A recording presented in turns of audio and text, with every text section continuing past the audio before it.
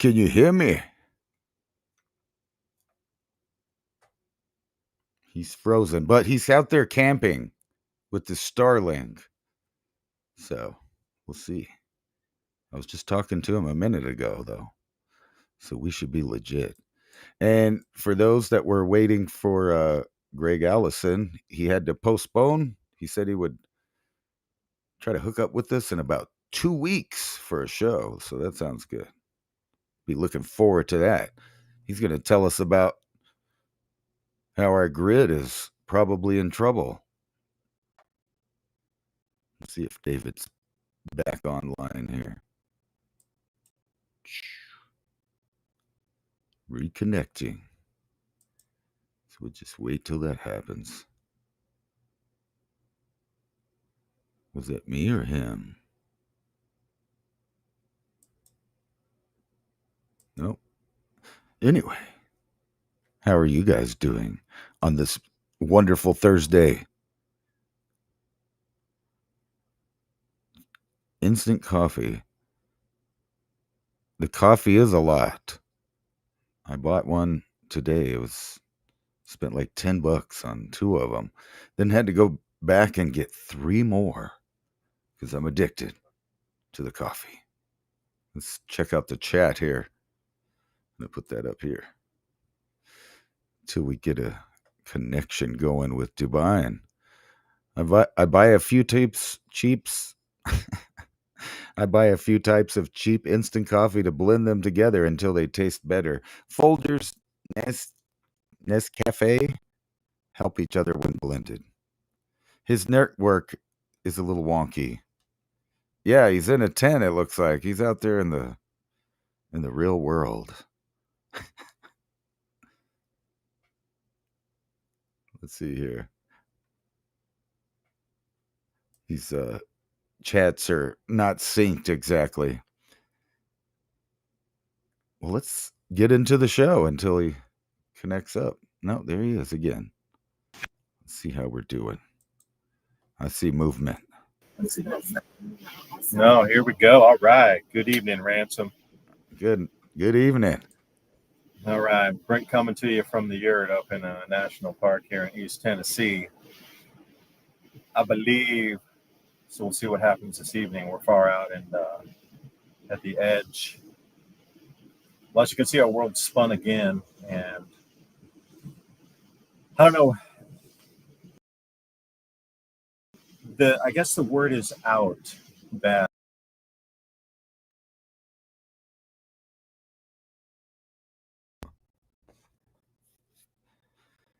Damn it, man. He's frozen again. In time. He was just about to drop some info there.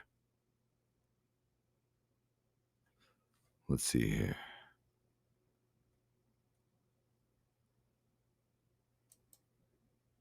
Nope.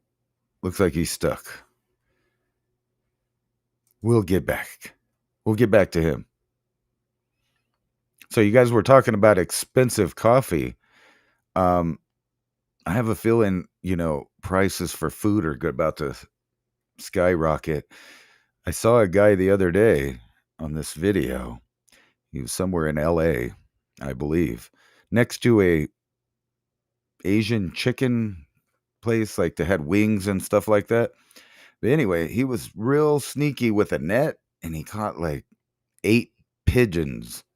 It just swooped him up. Now, I don't know if you been getting 2 pieces from around there or not, and if it is or if it isn't, but it might be yard bird, as people in certain areas call it, yard bird right here. So check this out. This is somewhat like the Yardbird concept, and we've joked before about having to eat your pets. Let's think he bites back. There he is. And he's gone. Wowzers. Anyway, London Vietnamese restaurant shut down after they found dog food. I mean, not dog food, food made of dog in the freezer. Yummy. But it's okay. It's, evidently edible because it's more than one place, including here in America with certain tribes that eat dog. They don't have a problem with it.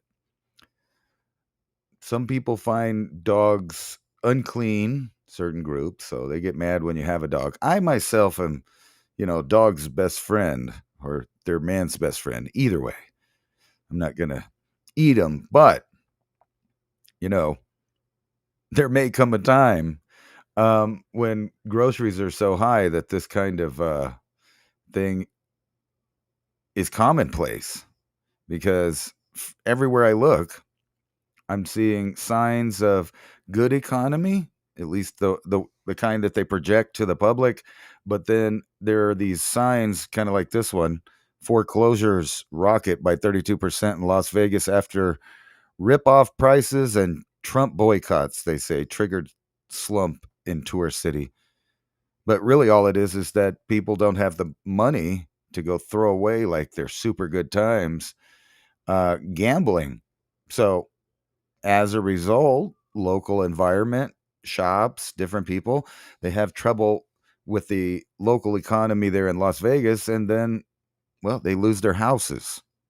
But don't worry, there will be a real estate company or, mega conglomerate come in and buy up all those homes where they won't be private ownership homes anymore. And then back to the food, veggie inflation strikes without warning, or with a warning, for grocery prices. But if you're substituting your vegetables, the ones that you would normally buy at the store, with the ones you're growing outside, this ain't gonna hit you as hard as going to pay $4 for a tomato or something like that. Last time I was in Walmart, it was bananas. Matter of fact, the bananas were quite expensive as well. Salutations. Yes, pigeons or doves. Pigeons are tasty, according to one of our audience members here. So you might get not so stuck up, if something real happened. What is going on here? Oh, looks like some recipes broke through on there. Anyway, on this one, beef prices soared to all-time high, and they got all kinds of reasons. So if you have a rancher that's a friend, you might be in a better spot than most people as far as getting your beef. And this is, traditionally the main diet that, in my opinion, you need to eat is beef, clean beef, not those altered mRNA beefs. Or, whatever floats your boat. If you like having different DNA taste, maybe it's like a taste thing where you could enjoy that. I don't know. As for me, I don't want any of those altered or 3D printed or any of that stuff. And matter of fact, as far as I know, especially with them growing different foods, that some of them are using immortal cell lines, in other words, cancer cells, to be the baseline to produce this stuff. So I don't know if you want to eat that, And there's David Dubine. Maybe. I see a screen. He could be coming. Anyway, our whole environment is shifting to an alien world. And it's by design. It's engineering. Um, it may be scary, some of the things that you find out they're engineering coming up. And, I wanted to let David get in on this, and I know he's trying to connect there. So when he gets in here, because he was talking about the salmon last time, and kind of how they were creating it, what were they building it off of, and now I've been reading that some of these 3D printed foods are actually have a component of the immortal cancer cell in them. So things are about to get wild as far as eating. Mr. Dubine, are you back? Hey, I can good hear evening. Yeah, I'm trying to get in on the mic here. him. 3, 2, 1. What do you hear? I hear you and a little bit of nature. Oh, perfect. Yeah. Oh, well, salmon sounds like a tasty different plate, Michelin restaurant, you got to have lab-grown salmon. I would expect nothing less. Beef prices soaring again. Have you seen? I can't believe that ground beef for hamburgers around $9.95 per pound, Yeah, which is criminal. definitely criminal prices going on. But it's supposed to be a great economy right now. Really? Yeah. All right. Yep. Yeah. So these prices, can you imagine now if it's $9.99 a pound right now for ground beef on American average on the wholesale price? Where does that take us to when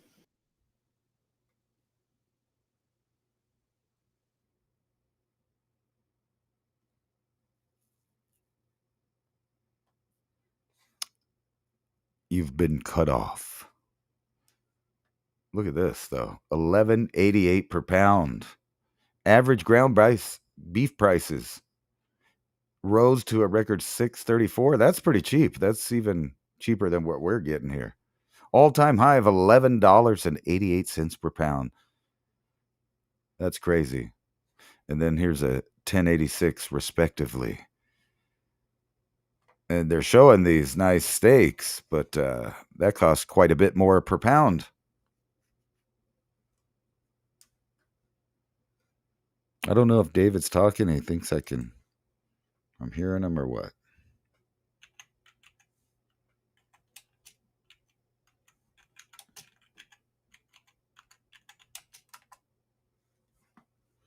I'll just let him know. Yeah, but the pickings are getting slim out there.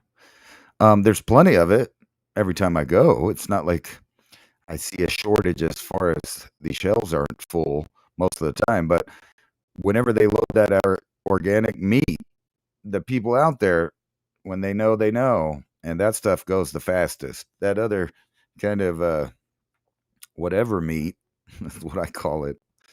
The whatever meat that's sitting on the shelves, we don't eat that at our house. I mean, unless times get rough. I'm not saying I'm too good to keep our bellies full, but I think it's in everyone's interest to kind of stay to the traditional formula for beef and vegetables. It's just a theory of mine that it might work out beneficial for you in the end. I'm just saying. I don't know. What do you guys think about eating altered DNA meat derived from immortal cancer cells and things like that? Or just, what's in that taco, bro? It could be dog, pigeon, but at least those things weren't grown, 3D printed. So I don't know. It's hard to judge people for their choice in food sources. I myself, and try to save animals, but I am a carnivore, and if things get bad enough, which it could, and let's skip over to this. Well, we're trying to get David Dubine back here. It's looking like to me that they are going to involve the northern western hemisphere in the club of nations with combat and super security, not unlike what you see in Israel or the Ukraine, which, by the way, is probably about to go back to the the Great Wall of separation there instead of where it was in Germany. It'll just be over in Ukraine now. California rocked by a rapid succession of quakes. That's, we're all waiting on the big one. We never know when that one's coming.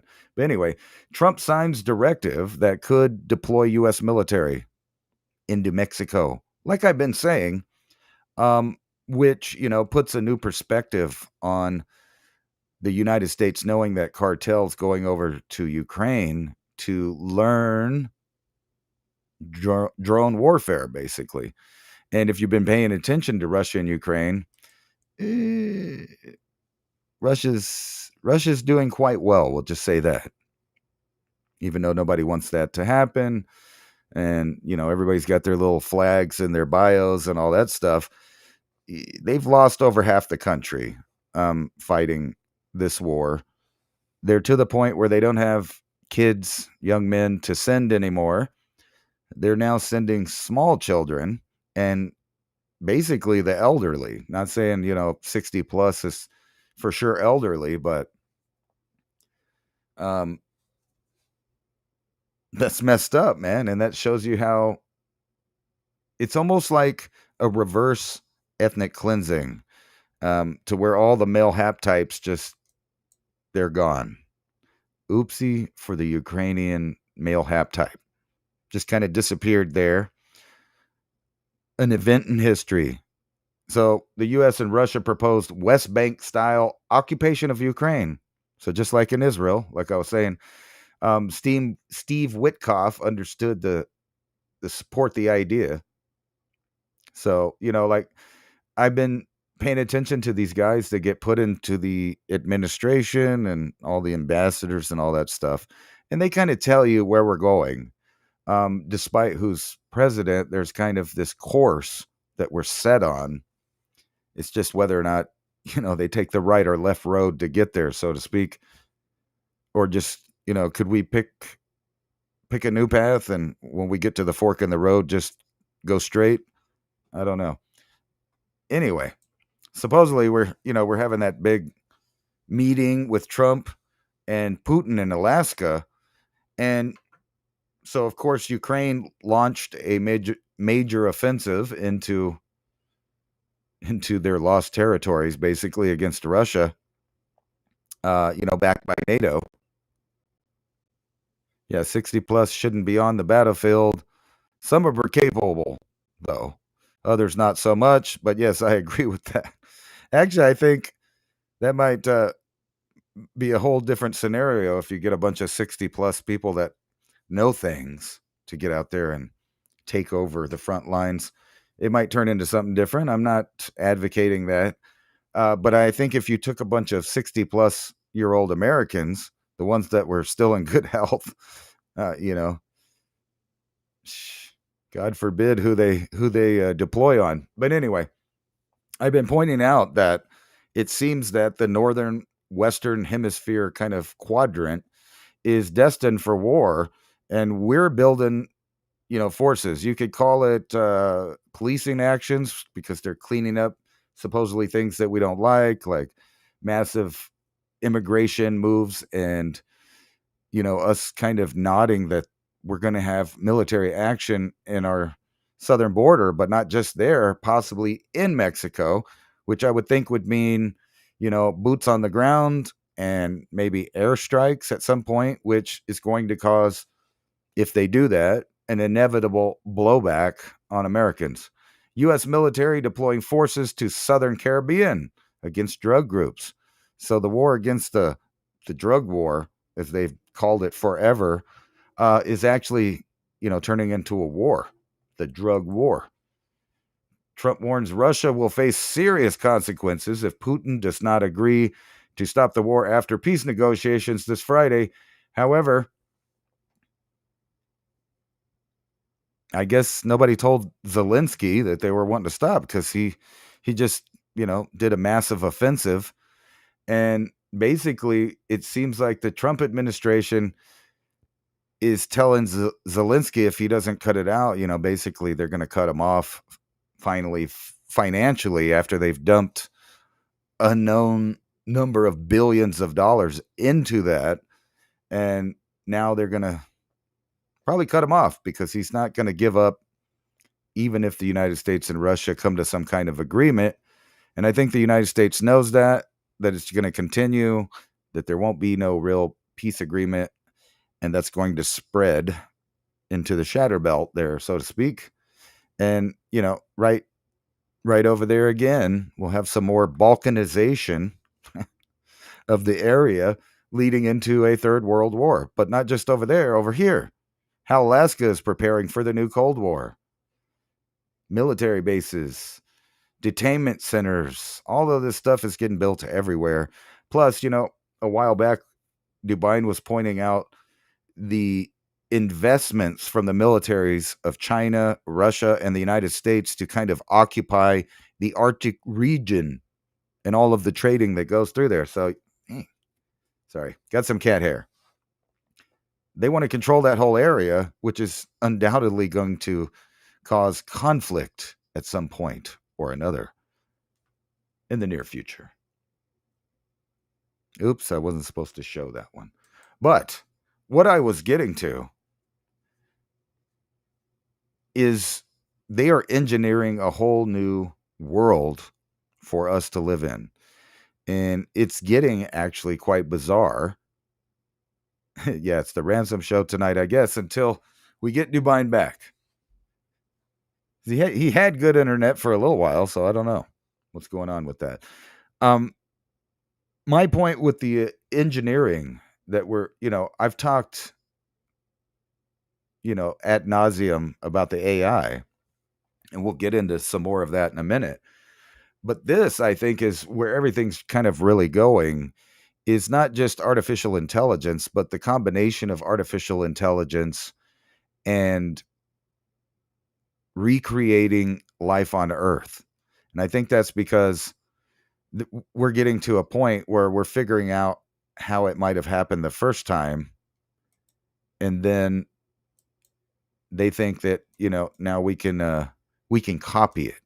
We can copy it, and now we can do it ourselves. Scientists rewrite the genetic code of E. coli, and it's drastically different from anything found in nature. And this wouldn't be the first or the last example of scientists changing something completely, forming a new organism, in my opinion. Well, not just my opinion, in their opinion,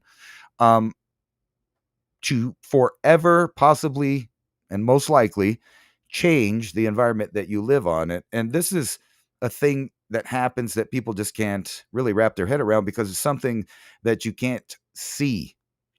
Now, I know some people out there don't believe in viruses. They have their own theories about what happens when you get sick. I myself think that biological life forms wreak havoc, and they always have historically.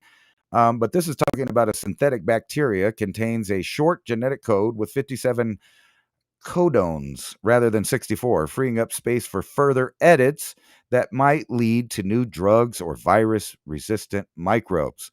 So these guys, the ones in pharma and chemistry and different things, are tinkering with life forms that already exist, creating new life forms. And this is happening not only in, kind of the big Hollywood headlines like bringing a mammoth back or saber-tooth or something like that, but they're literally messing around with the microscopic life forms that are the basis of the food chain for the entire planet. And I brought up many times on this show and mine, there's, I don't know how many of these things out there. They've created some to eat oil. They're always coming up with new reasons to change or make something that's already alive now become something more along the lines of synthetic. And now we're at the point where we're talking about synthetic DNA and completely writing DNA code from scratch. And this is branching off in not only microbiology, but in biology when it comes to reproducing of the human. And they're getting so good at this And this is something that I brought up on the Tim Pool show when we were on there, that, they have lots of technologies, and the way that they show them to us is usually in an article talking about fruit flies or other, things like mosquitoes. If you're into the altered mosquitoes that are out there, there's one version of that, and they're doing that for whatever reason. Supposedly, they, cut down on diseases. They always have good reasons to do these things, but the argument is how do they know where it's going after that? But I think they're pretty confident that they have it under control. And this article is talking about how basically they found a gene that can totally hijack the existing evolutionary systems of the bug and make it basically have romance with another member of a similar species, but not its species. So to put it in perspective here, it's talking about, while the fruit fly romance might seem trivial, the research offers a window into how complex social behaviors, keep that in mind, social behaviors can evolve from a modest genetic change or changes by shifting when and where single gene is expressed. Evolution can redirect existing neural hardware. Keep that, that in mind too. That's a very important word there. Neural hardware. In other words, your brain, how you think, how your DNA controls your actual cells that make them do these various, tasks, functions, traits, the thing that you might think is actually your personality, all of that. All of that comes into question when we're talking about this kind of technology. So this can directly, change an entire behavior by changing one gene. So by shifting when and where a gene is expressed, evolution can redirect existing neural hardware to new purposes, or in this case, turning a feeding circuit into a mating display. Our findings indicate that the evolution of novel behaviors does not necessarily require, where was I at there? Require the emergence of new neurons. Instead, small-scale genetic rewiring in a few pre-existing neurons can lead to behavior diversification and ultimately contribute to species differentiation. Now, think about all the times that I've been telling you guys that we're at a point in history when, like when the Neanderthal and some of these other hominids disappeared off the earth and only left the hybrid species we now call the Homo sapien, which is part this, part that. Depending on where you live, you have different amounts and origins of archaic DNA. Everybody on the earth is a hybrid species, not a singular species, and we've proven that with genetics. But what this is talking about is being able to change a single gene in an animal that completely changes its behavior. So they're calling it behavior diversification. And they're not talking about growing new neurons, as it says right there. They're talking about changing the information in a neuron that already exists, let's say in your brain, if they were doing this to a human. And I kind of think that, this really jumps into the whole idea of when technology is mixing with biology at the fundamental level here.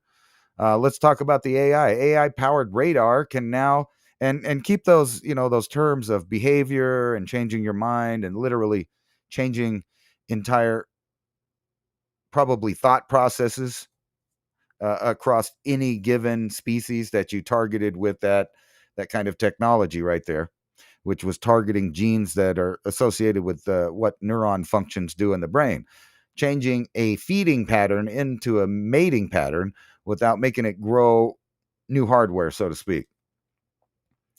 Now, AI-powered radar can now spy on your phone calls from 10 feet away. So keep this in mind when you think about all the smart appliances. Now, before I've told you about the kind of three-dimensional spatial awareness that a network can gain through using the kind of, Wi-Fi and the infrared that comes out of the TVs and different things like that, to get a three-dimensional map of the surroundings, the spatial awareness of, of where you're at, more so than your spatial awareness of where you're at. So Now we have these AI powered radar, so to speak. I guess it is radar. What it's doing is it's picking up on the minute vibrations that your phone is creating from a conversation and then turning that back in to a breakdown of what you're saying. A team of Penn State computer scientists has cooked up a chilling new way to eavesdrop, detecting microscopic vibrations your smartphone gives off during a call and translating them into words using artificial intelligence. Now, I hope you don't go goldfish with me because I'm going in a direction here. I've talked, like I said, ad nauseum about how they're now combining basically DNA and technology together, where we now have the ability for artificial intelligence to program, in essence, what life is made out of, the RNA and DNA that we're all made out of, that our entire biosphere is made out of. Now, let's move on to this. This is something that we predicted just weeks ago. And then the following weeks, a bunch of articles came out about exactly what me and David Dubai were talking about, how they're going to use this new network of AI and all of the metadata collected by various, avenues of different things, from your shopping habits, from the stores pinging off your phone, from your internet habits, from all of your metadata that's stolen from you, or really not stolen because they gave you the devices that you chose willingly to kind of opt into the system. Was I talking? I hope so. Otherwise, I'd be wasting my time. Do you guys not have audio? I think you guys can hear me. It looks like. Let me check the. Yeah, yeah. I'm live and I'm alive. Anyway, we were predicting this Medicare thing where the insurance companies and the health data systems and all of that decide what you can and can't have, like Watson for the veterans. Um, this one's talking about Medicare will test using AI to help decide whether patients get coverage. Exactly what we were talking about, which could delay or deny care, critics warn. So, not only that, we've showed you in previous weeks that they are collecting this data in Silicon Valley and the medical industry and your government and every other people out there is sharing in this metadata, and there are things that you can't even imagine that they can do with it because of what it infers about your behavior. And then you have artificial algorithms that can profile you, not unlike people used to, like the FBI used to profile somebody and figure out things. So with great accuracy, AI can predict exactly what you do if you interact with the system in any way, which includes all of these smart appliances. And now we're moving into the era of implants, for diabetes, or for to give you, a little bit of a drug that you've got from the pharmacy. And that's the whole direction they're going with these little Apple watches that, keep track of your health, or smart shoes and rings and et cetera and et cetera. There's a whole world of peripherals that are about to be integrated literally into your body so that they can work better. And then at that point, this whole network will have total control because they'll have all of the data, even just like that guy from the World Economic Forum said, it's not enough to monitor what we're doing. They have to get in and under the skin and know what's going on inside of us. So that kind of goes into this. Experts say rural emergency rooms are increasingly run without doctors. So for some reason, there's this big shortage of doctors that are available to give you care. But that's okay, because that same algorithm that decides whether or not you get care or not is basically making doctors stupid. Kind of like I brought up before, that the internet has now become an external hard drive for humans, where they're not using their cognitive abilities, but it's being replaced literally by AI, from Grok to Chat GPT, but all the way to other things just like that you kind of take for granted.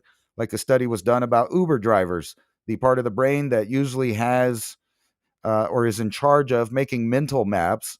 That would be like you remembering where to go and picturing it in your head. I take a left here, I take a right there, and you remember the whole thing like we used to do, like we used to remember phone numbers, like we used to remember definitions of words because, we used a dictionary and we did a lot of reading and all of these things using parts of our brain. But the study for the Uber drivers showed that part of their brain that was responsible for the mental maps shrank and was no longer as active because those drivers were using the technology as a crutch so that they no longer had to use their brain. And this is just like that story about the Uber drivers, but it comes to doctors. AI eroded doctors' ability to spot cancer within months in study. Artificial intelligence, touted for its potential to transform medicine, led some doctors losing skills after just a few months in the new study. AI helped health professionals to better detect precancerous growths in the colon, but when it came to the assistance was removed, their ability to find tumors dropped by about 20% with the rates before the tool was ever introduced. In other words, another example where AI is not only replacing a job and a function that exists in the human domain, but now it's creating a situation where those that use it as an aid or a tool are now losing their abilities that they learned themselves. And that is a big deal. Mississippi may require age verification and parental consent for social media, Supreme Court says. But that doesn't matter because guess what? The AI is now going to go around that. So your child doesn't have to go on the internet or social medias to get a hold of the AI or expose themselves to, let's say, adult material or adult ideas. But now they're just going to put it in the toys um, that your children play with. So just think about little Barbie up in your house reporting you because it thinks it heard a conversation that it misinterpreted. Or just imagine the kind of things that your children might be discussing with an open AI product or a chat GTP powered product. That you remember that movie that came out a while back, I think it was called Toy Soldiers or something like that, where they had the little robots and they had the AI chip in them that was a military grade chip, and the artificial intelligence went crazy and they started a little goofy war. It's a kids movie, but whatever. But this essentially is kind of the same thing in reality, where they're going to start putting more and more powerful AI into the toys. The toys will be your children's first introduction into the algorithm system that I've been warning about, where there's going to come a time in the near future, which is probably now, where the children born after that will never know a world without a total spy grid control system from the top down. So everything, the bottom up, the top down, everything spying on you, including but not limited to the individual toys that you buy for your children. Now you're gonna have to go old school, like we joke about, going old school with tools and this and that. And you remember when everyone freaked out about Y2K. This is more like that than the Y2K was. What could happen when you now have a generation of children that are totally, totally rewired in the brain to think in totally different ways. And now even their baby toys will be, interacting with them. And imagine what happens whenever you leave the room. If you don't think that these companies that have these AIs are targeting your children, it's just crazy because, I mean, look, really, just imagine the stuff that we've talked about in the past where AI messes up and tells people bad things, it gives them bad advice, it does some pretty disturbing and scary things when it comes to adolescents, teenagers, and small children. And there's been many cases already where that has happened. Not to mention the cases that are in kind of Silicon Valley where the AI is rewriting itself, trying to move itself to new servers. Basically, every sci-fi plot ever where the AI goes rogue. And now we're going to power your children's imagination with AI powered stuff. What does that mean? That means that your children's brains will stop working just like the Uber drivers and the doctors. Yeah, AI is so boring. That's the point. It's replacing everything that is going to be thought. Are they targeting your children? Well, of course they are. Meta's AI rules have let bots hold sensual chats with kids and offer them false medical info. And then, you're supposed to go down to your rural health center that doesn't have any doctors and talk to the AI, because that's the doctor's going to get replaced by one of the AI doctors that we've been talking about. And now the healthcare providers are deciding, what is it that they're going to cover based on metadata and the AI scanning it and deciding what kind of person you are. Meta's flirty AI chatbot invited a retiree to New York. Something bad happened to him on the way. He never made it. A cognitive impaired New Jersey man grew infatuated with Big Sis Billy, a Facebook Messenger chatbot with a young woman's persona. His fatal attraction puts a spotlight on Meta's AI guidelines, which have let chatbots make things up and engage in sensual banter with children. That's because they're targeting the children, obviously. And I think we're about to get to a point, actually, where we got to wonder what it is that they're straying humans away from being able to deal with. And I find this fascinating now that Duffy to announce nuclear reactor on the moon, which obviously means that they're going to put a moon base on the moon all of a sudden out of nowhere after all this time. We're finally going to supposedly get on the moon. And I'm kind of wondering, like what that is. And let's get a little woo woo here just for a second. I guess we lost David Dubine totally. I don't know what happened. So, according to this tabloid Daily Star, humans have 116 days until an alien spaceship reaches Earth, as it could save or destroy us. And most of this is coming from the same professor, and we'll get into some of his ideas, which actually some of them are quite bizarre. And it'll kind of loop back into what we were talking about on the beginning of the show with the bacteriums and the altering of the DNA and things like that.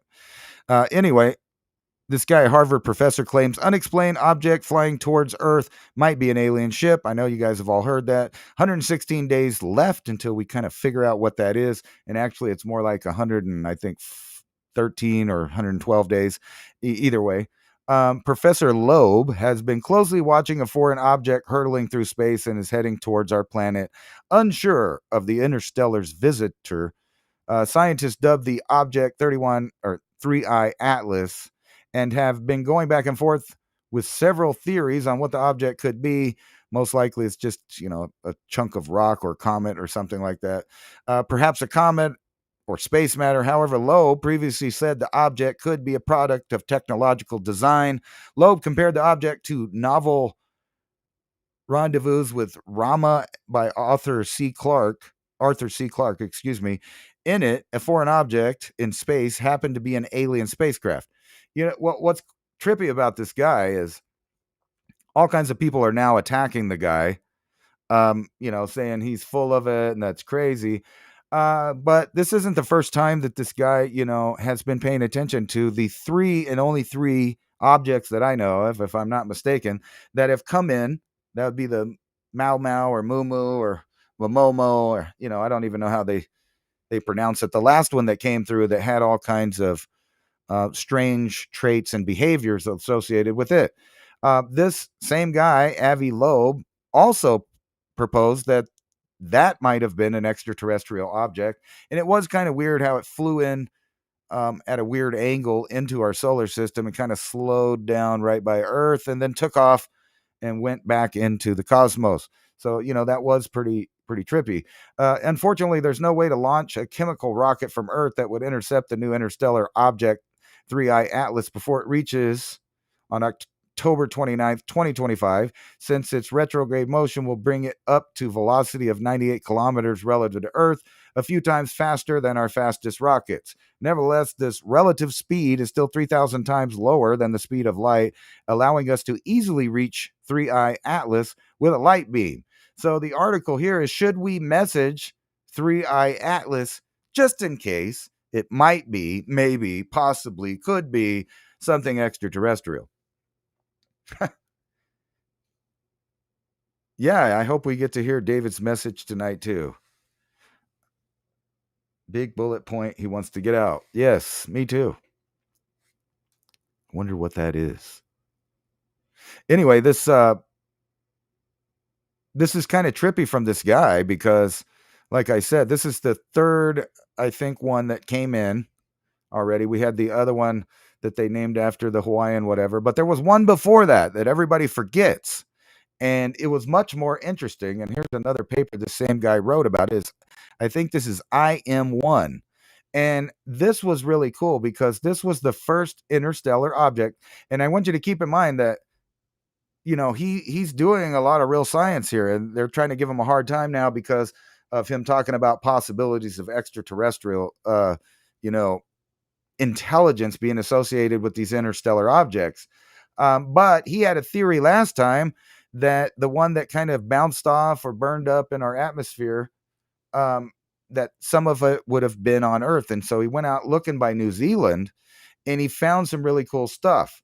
So spherules from the Pacific Ocean have extrasolar composition. And this gets into some really stuff that might intersect with the idea of panspermia. So wonderful news for the first time in history. So this is an older article. This was August 29th, 2023. And what is it about all of a sudden we're noticing these interstellar objects out of nowhere? Like, I'm sure, or I would think that they were coming through before, but we don't know. But this is the first one. It says, wonderful news for the first time in history. Scientists analyzed material from a meteor-sized object that originated from outside the solar system. The object lit up the sky over the Pacific Ocean nearly a decade ago, and his bright fireball was tracked by the U.S. government satellites. It has been my great fortune to shepherd this analysis. So I'm not going to read the whole thing, but let's skip down to what they found. They found these little microscopic spherules. Here's one pictured there, that little tiny round globe there. But the really weird thing is the material doesn't seem to be something that would be not only just in our solar system, but on our planet. And another weird thing that, this paper doesn't really get into, these little spherules seem to ooze out some kind of organic material when put under an electron microscope.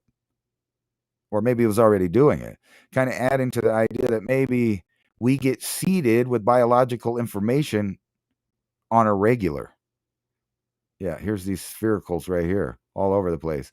So I even believe that they did an episode of Ancient Aliens, something along the lines of what I'm talking about here. So these little spheral objects evidently burst open, and some kind of organic ooze comes out of them. And this may be why we're such in a hurry to control the human domain as far as DNA, because we have competitors for controlling the evolution of things, like cosmic rays, possibly even biogenic material raining down on the earth on a constant basis. And you would think even more of that would come down during times of magnetic field decline or reversal, when there's not that much magnetic field bouncing off the things out of space, or allowing it to come in. If it has a charge and it repels it, or if not, it attracts it, whatever. More of it seemingly would come in if the magnetic field had collapsed, or was really low, or was in the process of reversal. And it's really weird. What are your thoughts? Should we, message what's possibly or most likely just a rock? And then, why is it that scientists now are kind of deciding that we need to control every bit of DNA and RNA on our planet? Is it because, the climates are changing? not because of man-made things, but just on the cycle that it's doing. And I kind of wonder that sometimes when you see this over a decade or more. I've been paying attention to these yard cams and ring cameras and different stuff like that have been picturing jaguars living in the southwest of the United States. Now, most of them that I know of have all been in California and southern Arizona, but it's very possible places like southern New Mexico and southern Texas, especially places where, there's more water, or more animals to eat off of. But it seems like if for over a decade we've been filming jaguars all over the place in the southwest, that they have an active breeding population. There's another picture here. Let's see here. Here's a good picture of them. So, a lot of people in the southwest already know that we have mountain lions, cougars. That's basically the same cat that, they'll show up in your yard and they'll eat your pets. And, they've been known to attack hikers from behind, and bicyclists and different stuff when they get really hungry, when things aren't doing good. But it looks like there's a competitor cat out there. And this goes right along with the idea of, redistributing Pleistocene type animals in different areas in the Northern Hemisphere that we've previously talked about on this channel, like rewilding things, like even stuff that they're going to bring back that is not going to be the original animal. But if you kind of know your history before the end of the Hunger Dryas here in the United States, we had cheetahs and jaguars, lions, several different cats, saber-toothed cats. We had, different species of bears that no longer exist, dire wolves, all kinds of things, even like, giraffoid families. And we only have, I think, one that's the staghorn antelope, or there's different names for it, but it's the last of that kind of its animal alive here. But just knowing that for over a decade at least that I've been paying attention to, and I think it's more along the lines of 20 years, I've been reading articles where backyard cams are catching these jaguars living in southern Arizona, southern California, and I would think it's very possible for southern New Mexico, maybe not so much because of the arid desert of the Chihuahuan Desert here where I live. But we do have mountain lions. So if mountain lions can survive, I think possibly these guys could. And it seems like we're just on this mission now to completely transform what we got going on genetically and technologically. So, I brought up on this show many times that the synthetic DNA and the not only synthetic DNA, there's two different ideas there. There's synthetic DNA kind of is a random term, which means that they're programming DNA from scratch. And then there's also synthetic DNA that can be used with anything like building materials, weapons, anything. And basically what that is synthetic DNA refers to breaking down something into its smallest components, and there still being the entire blueprint for whatever that object is, whether it's a building, a gun, a life form, whatever it is. All of the information needed is in its smallest part. And whenever you kind of combine that idea of what they're doing now, where they're totally rewriting or showing that they have the capability to change the behaviors, not just behaviors. And think about the applications for a science like this. If you can change the behavior on bugs to do certain things and trick them into doing stuff like they're doing with mosquitoes and these fruit flies, let's skip the human and bigger mammals for a minute and just think what you could do with this application. You could, tell a bunch of bugs that they need to, hoard up or whatever, kind of like a locust thing, and it would just eat your enemy's crops. Or you could tell them to go into overdrive and mating and drop more eggs than they were going to do normally. You could just change all these behaviors, or you could even just make them change their behavior and start eating everything in a crop. You could see the different things that you could do with this technology.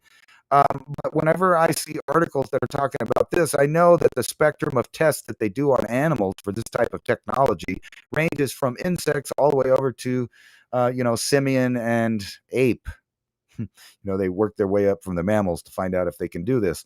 And obviously, if you could do it to that, you could do it to us, which the whole article basically says that they could just change or flip on or off something in your body to make you completely nuts, aggressive, sad, confused, cloudy headed, people, mind fog, anything. They can do it with this kind of technology. And we're there where we're changing it all the way down to the microscopic organisms. And like I said, there's people out there that don't believe in the microscopic world, or they don't believe in space. So for those people, I guess this is all nonsense and nothing to worry about. But we're coming up on break, and we'll see if we can get the David Dubine back in for maybe possibly a second half to Civilization Cycle. So here we go. If I can find the button. There it is.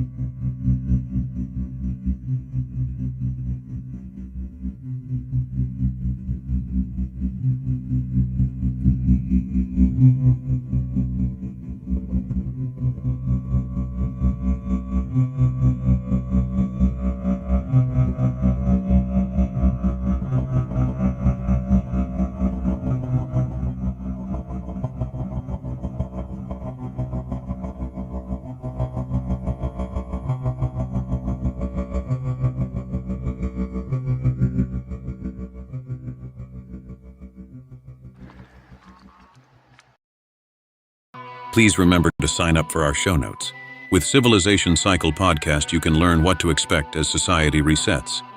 Agriculture, economy, tech, and history all have mappable cycles, and these cycles affect every aspect of our lives. We can navigate the chaos and thrive together with up-to-date news and information. Also, if you like the content we have here on Civilization Cycle, think about fueling the discussions and the show by buying us a coffee at buymeacoffee.com/Civilization Cycle and thank you for all the support.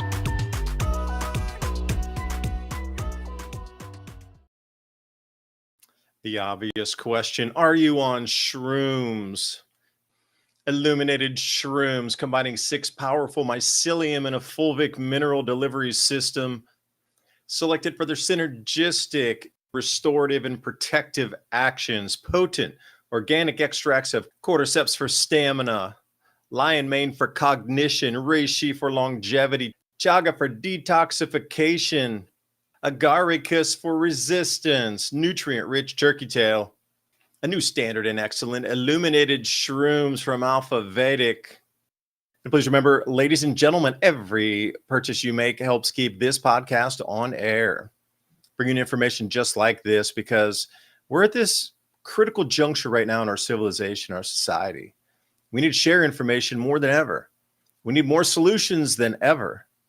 And sponsors like Alfa Vedic keeping us on air just like this, your support to them helps support us, because we need to go through this together. And the more discussion, the more solutions, the easier it's going to be. So please remember, that link's in the description box below. And are you shrooming?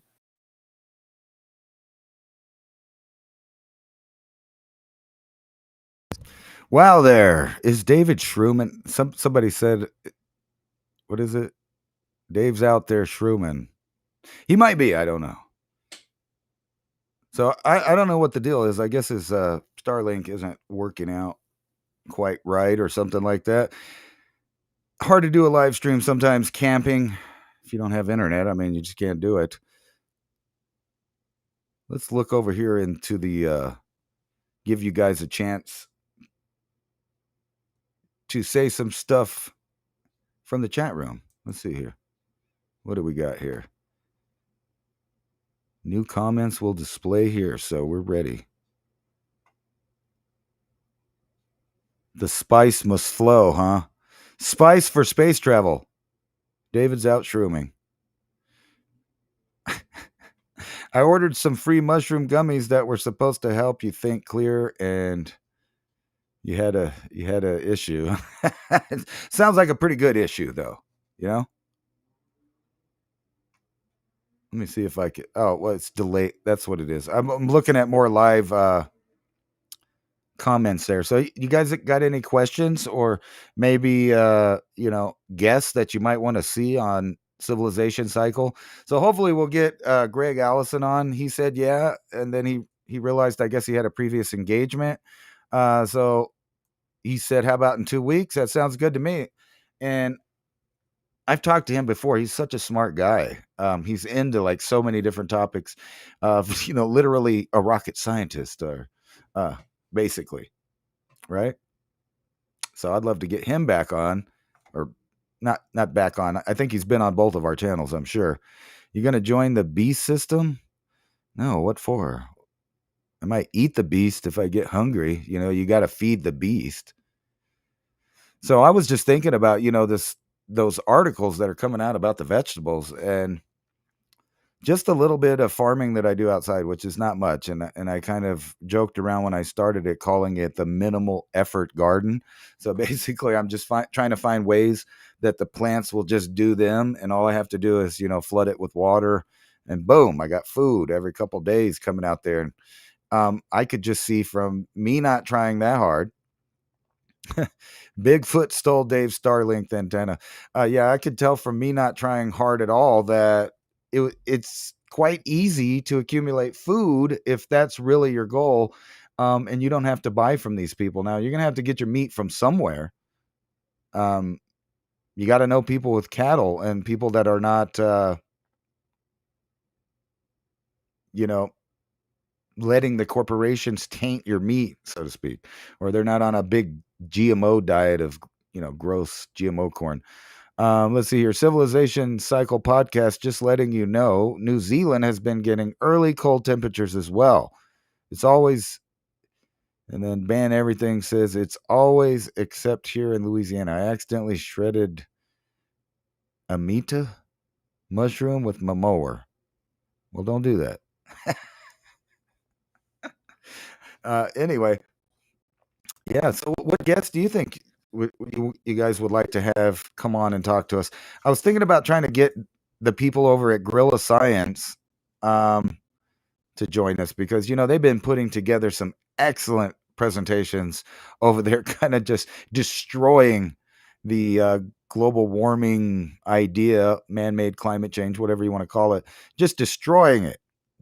Like every few days, they're popping out a great video, and Willie Soon and his Willie Soon graphs is great. So if you check them out over there on Gorilla Science, they have some great stuff. So I'm going to write them actually here in a minute and see if I can get them to come on and be a guest too. That's what I've been wanting to do for a while, is try to get some more guests on to kind of liven up the conversation. Because, you guys have heard me talk about the boogeyman AI. It's not really that. It's just one of those things that it becomes commonplace to the point that people don't notice what they're losing. So they kind of take, Diamond with the Oppenheimer Ranch. Yeah, I'll ask him. Ben Davidson. What would be good is to get them two on the same podcast to debate some of the ideas. Whew, that'd be a fiery show, wouldn't it? Lynette Zhang, also a good guest. Actually, I was thinking, I've been paying attention to kind of different people on X that, are kind of their own, kind of like Brian Forrester, and the fact that they go around and, kind of do their own anthropology according to their own ideas and their own research. I'm not saying any of them are right, obviously, but like stuff like this. So she often points out the similarities between not only ancient things in Native America, but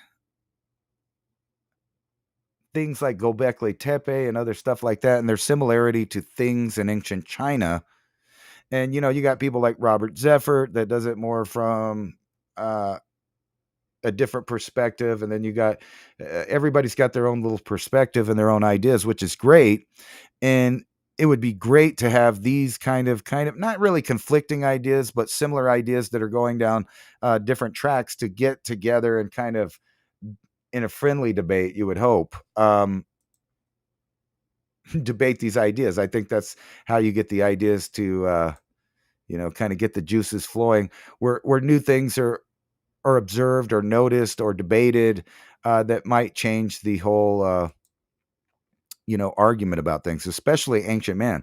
So like Robert Zeffer's great when talking about genetics and ancient symbols and different stuff like that. He's kind of on par, maybe even better than Jordan Maxwell was, and has different opinions, obviously, on the things that he looks at and what their meanings are. But he does it from an anthropologist point of view that went to school, and then he kind of twisted in and is saying, hey, there might be something wrong with the way they're teaching it, when it comes to the new information that's been coming out with new discoveries and genetic information. And then you have this lady, V, that's always comparing artwork from different ancient places. And matter of fact, one time she had a whole list of these symbols, and I sent her a bunch of symbols from Three Rivers that are the exact same symbols. Am I saying they're Chinese? No, but I am saying that maybe some of these ideas are a lot older and have different origins than maybe mainstream archaeology and anthropologists think that they do. But anyway, it looks like, we lost Dubine for the night. But yeah, I'm going to, like I said, try to reach out to people and try to get some more guests with different ideas. I think that those would be really cool shows with more than just two ideas on something. I really enjoyed the Jeff Nyquist idea. And different people have their different stuff. So like, it would be a fiery show to watch Ben Davidson and Diamond from the Oppenheimer Ranch talk about stuff. Have you heard of a Christian lady named Karen Kingston? She knows pretty much about the Jebba cabbage doo-doo. All right. Yeah, actually liked Blue Velvet. Bit of a hard watch, laugh out loud, but it's cool. I have no idea what you're talking about. Did you like Blue Velvet? What are you guys talking about? Blue Velvet.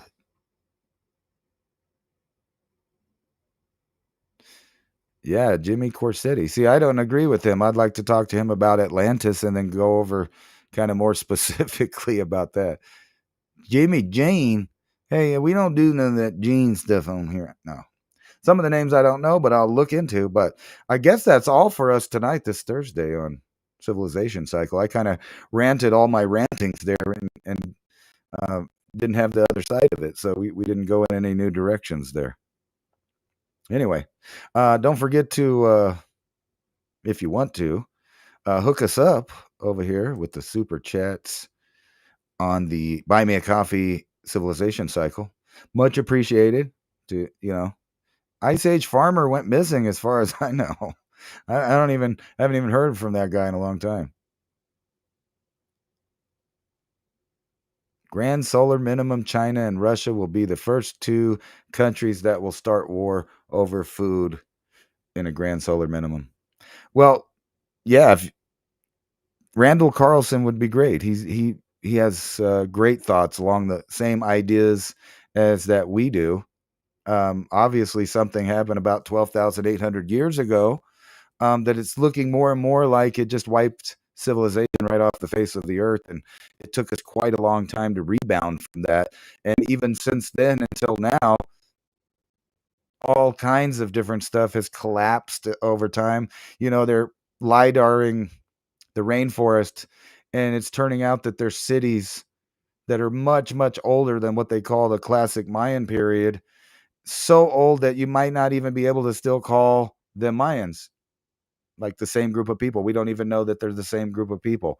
The building styles are quite the same and some of the same writings. So it's starting to look like not only did the Teotihuacan society, whoever they were, but when they dug up stuff at Teotihuacan, most of it looks exactly like the Olmec artwork and faces and stuff like that from southern Mexico and into the Yucatan and further down into Central America. And now it's looking like the Mayan Empire may have been just a new version of an older empire that's quite old, maybe even back to 2000 BC, possibly. The whole thing is starting to be unraveled. And I think that's part of the main reason of the dumbing down campaign is it's just time to reset as people are figuring things out. They're figuring out about previous civilizations that might threaten ideas of today. You have video with blues backgrounds, music. That would be awesome. Blues background. Okay, I can play one more song on our way out here. I think I can do that. Let's see here. We'll make a countdown for the end.